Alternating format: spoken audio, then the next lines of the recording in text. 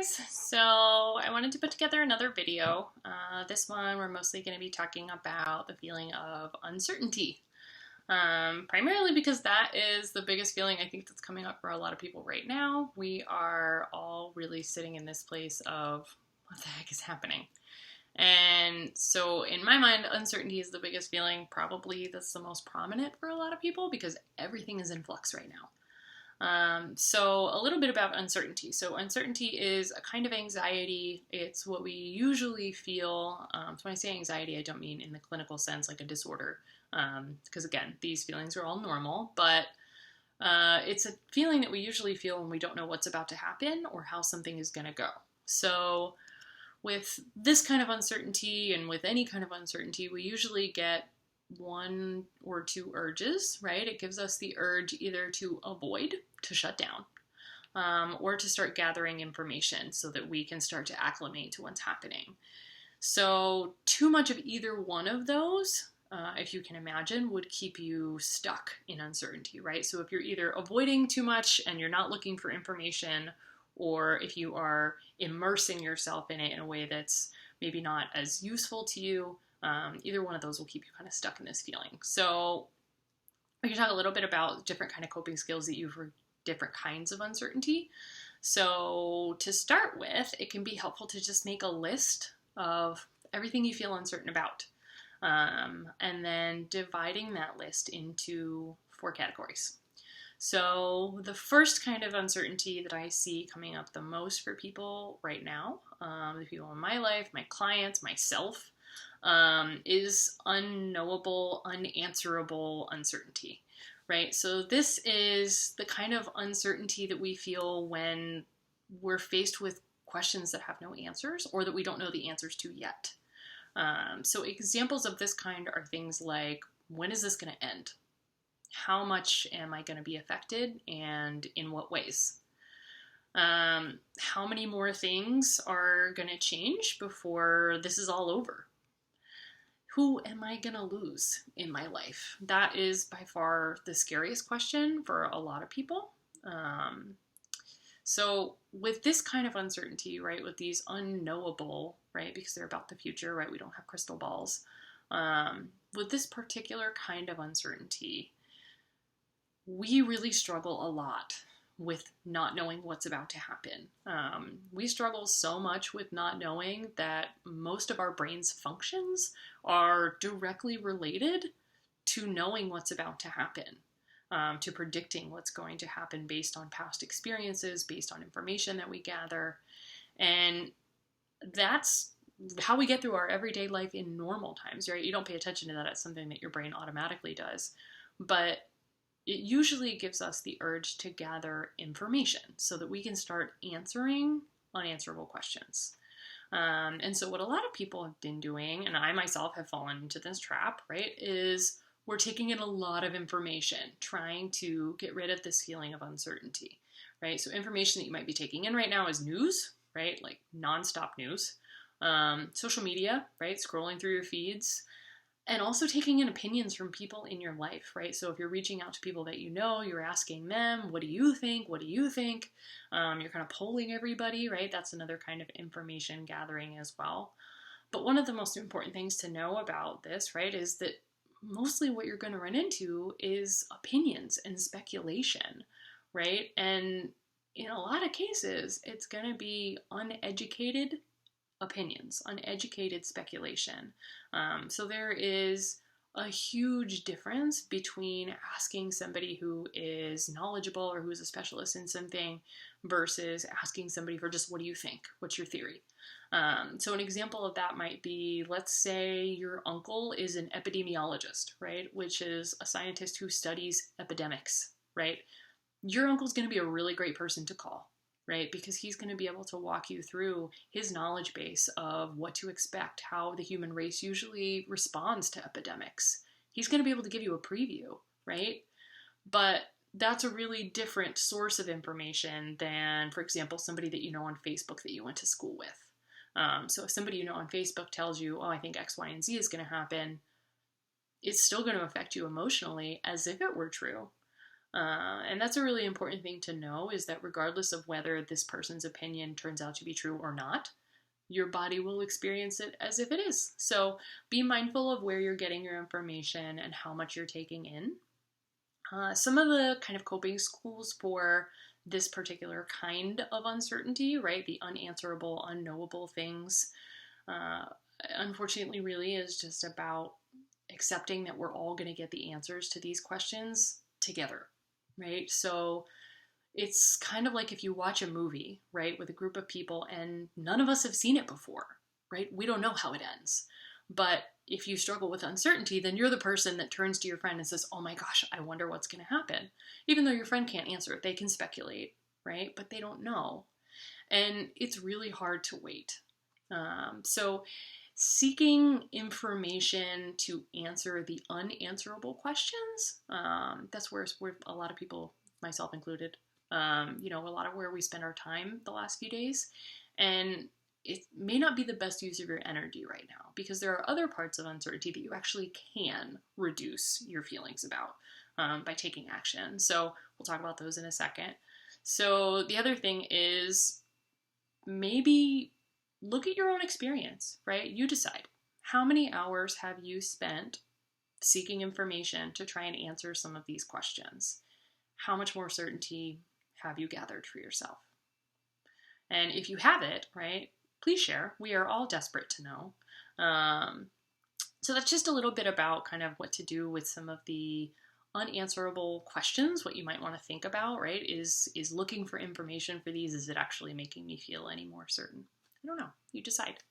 The second kind of uncertainty, anxiety, is the unknown, right? And the unknown is, in this sense, these are really just questions that you can answer. You actually have access to the information. You just haven't answered them yet. So examples of that might be things like, how long will my savings last if I lose my job? Or how much extra cash do I have if I need to stock up on food to quarantine for a couple weeks? How long will the food I already have last me? Am I going to forfeit the cost of a trip that I had planned in a couple weeks? What are the new grocery store hours near me? These are all answers that you can find, right? You may not have found them yet, but you have access to them, right? So these are answerable questions. And this is important because it's a really actionable step. It's something that a lot of times if you get caught up in, like I said earlier, uncertainty gives us the urge to avoid or to seek information. And if you're caught up in avoiding, right, or if you're caught up in seeking information to unanswerable questions, then you might not be spending much energy on answering questions that you actually can't answer, right? That might bring down some of that feeling for yourself. So this is a good place to focus your energy, and it may actually make you feel a little bit less uncertain when you start gathering some of that information. So coping skills for this kind of uncertainty, right, is to make a list of all the questions that you need answers to, that you can answer, and start going through the list one by one. So generally what I've found, and I had to do this for myself, is it's going to be obvious where to get the information from, such as checking the grocery store's websites to see what their hours are, checking the pantry to see what food you have, checking the airline to see what their refund policies are. So making a list of what questions you need to answer that you can answer, and then just figuring out where you can get that information from. The third kind of uncertainty is feeling undecided. So this might be things where you feel like you need information in order to start making decisions. So an example of that might be, what should I do with my business and my employees, right? If you're a business owner, or how am I going to manage my kids' education now that their school is closed? What the heck am I going to do with that? What are we going to do if someone in my house gets sick? Should I start cutting expenses in case? Which ones? These are all examples of questions that you might be feeling uncertain about, but really you can gather the information. Maybe you haven't yet, but you can gather the information and start putting plans in place. So some of the important things to know about when you're feeling uncertainty around things that are undecided is that there may be a little more anxiety in addressing this particular kind of uncertainty just because you have to make plans, you have to make decisions. And sometimes that can be hard. And coming up with the plans, right? The good news is that actually sitting down to gather that information and come up with those plans can reduce the uncertainty. So it can decrease some of that feeling by taking action, right? So by feeling like you're not just sitting and waiting. Also, a very important piece with this kind of uncertainty is be open to reevaluating the plan if you get new information or if you find out it's not working, right? So it's just some simple coping tools for this. Sit down with the other people that are in your decision-making team. So if you own a business, that's going to be your colleagues, your whoever they are, right? That's kind of parallel to you. If you're in a family, it's going to be your partners or maybe your parents, and it's going to be sitting down all together, talking about what kind of plans do we need to make, what kind of decisions do we need to make, and coming up with strategies, right? Coming up with an outline. But an important thing here is be ready to change the plan if it's not working or if new information comes out, because as we're going through this, right, new information is going to continue to roll on. So it can sometimes be really helpful to, when you make the plan, set a date for when you're going to reevaluate it. For example, if you're trying to decide whether or not to cancel an event, right? So let's say that you're planning on getting married in May, right? Deciding, okay, this is our plan, this is what we're going to do. If you decide you're going to keep everything as is, set a date for when you want to sit down to reevaluate the plan. Is it working? Do we have new information? Do we need to come up with a new plan? And so that's going to vary based on what the size of the plan is, right? Whether that is, I've come up with a plan for how I'm going to keep my kids on a routine for the next couple days while we're adjusting to this, right? And let's say that plan is just right out the window, right? Then 3 days out, right? If you sit down and you say, okay, that didn't work, right? So we need to reevaluate. We need to come back together. We need to come up with a new plan, figure out why that one didn't work, come up with a new one. Whereas for longer term things, that date might be further out.